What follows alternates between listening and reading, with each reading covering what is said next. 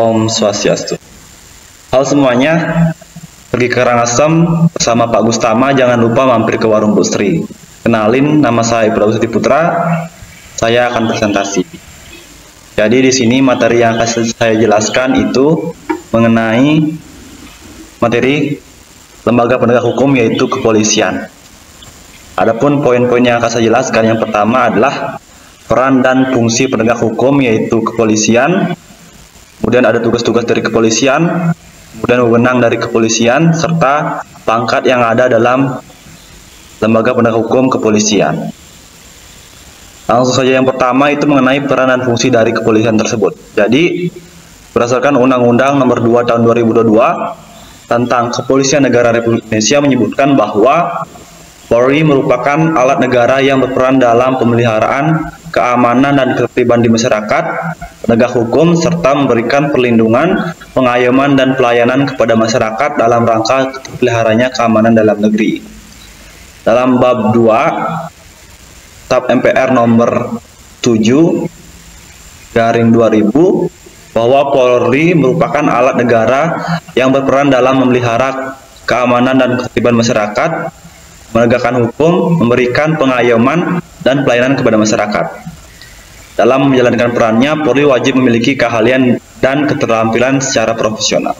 Artinya, Polri bukan suatu lembaga ataupun badan non-departemen, tapi di bawah Presiden dan Wakil Presiden sebagai kepala negara, bukan sebagai kepala pemerintahan. Oke, jadi apa sih fungsi dari kepolisian tersebut? Oke, jadi fungsi kepolisian tercantum pada Undang-Undang Nomor 2 Tahun 2002 pada pasal 2, yaitu menyatakan bahwa polisi merupakan salah satu fungsi pemerintahan negara di bidang pemeliharaan keamanan dan ketertiban masyarakat, penegakan hukum, perlindungan, pengayoman, dan pelayanan kepada masyarakat.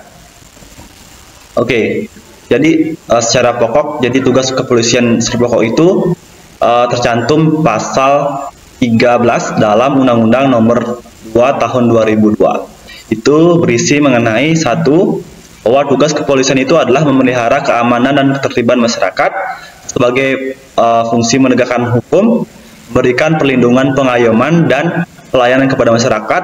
Penjabaran tugas kepolisian dijelaskan lagi pada pasal 14 Undang-Undang Kepolisian RI. Jadi apa sih isinya tersebut? Jadi tugas polisi sebagai tugas pembinaan masyarakat atau preemptif. Tugas Polri dalam bidang ini adalah sebagai community policing dengan melakukan pendekatan kepada masyarakat secara sosial dan hubungan mutualisme. Maka akan tercapai tujuan dari community policing tersebut. Namun, konsep dari community policing ini sendiri saat ini sudah bias dan pelaksanaannya di Polres.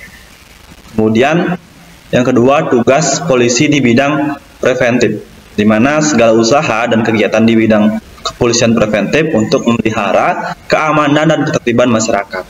Kemudian memelihara keselamatan orang, benda dan barang, termasuk memberikan perlindungan dan pertolongan, khususnya mencegah terjadinya pelanggaran hukum.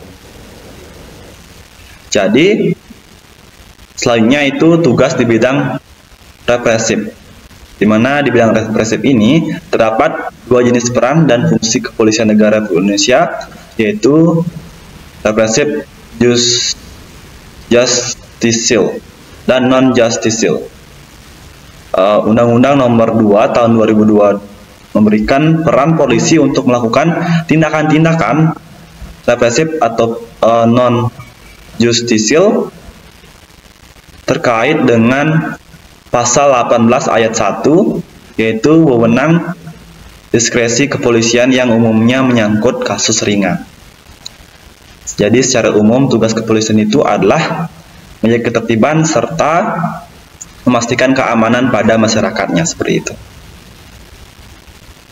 Oke, bagaimana sih wewenang kepolisian tersebut? Jadi ini sudah diatur pada pasal 5 ayat 1 Undang-Undang Nomor 2 Tahun 2002 mengenai wewenang kepolisian secara umum, yaitu yang pertama, menerima laporan ataupun pengaduan Yang kedua, membantu menyelesaikan perselisihan warga yang dapat mengganggu ketertiban umum.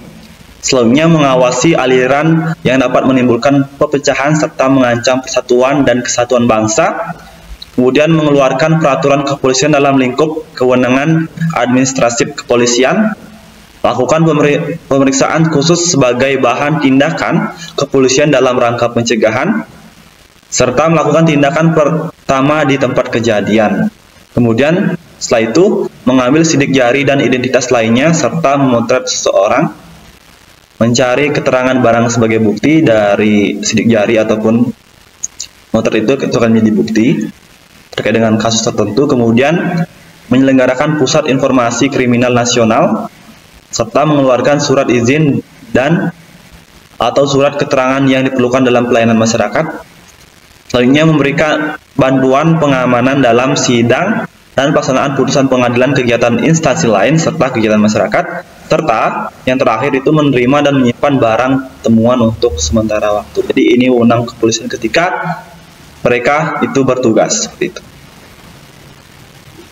Kemudian apa saja sih tingkat-tingkatan dari kepolisian tersebut? Ternyata dalam kepolisian itu ternyata ada beberapa tingkat, yaitu yang pertama disebut dengan Babin Kaptimmas atau Bayangkara Pembina Keamanan dan Ketertiban Masyarakat yang bertugas di desa. Jadi ada tingkatannya mulai dari desa, kecamatan, kabupaten hingga provinsi. Jadi untuk kecamatan itu dinamakan polsek atau kepolisian sektor. Kemudian ada di kabupaten itu ada namanya Polres atau kepolisian resort. Kemudian di provinsi itu ada namanya Kapolda atau Kepala Kepolisian Negara Republik Indonesia Daerah, seperti itu. Baik, sekian yang bisa saya sampaikan dalam materi kali ini. Pergi ke air sanih membeli gula. Sekian, terima kasih dan sampai jumpa. Om Santi Santi Santi Om.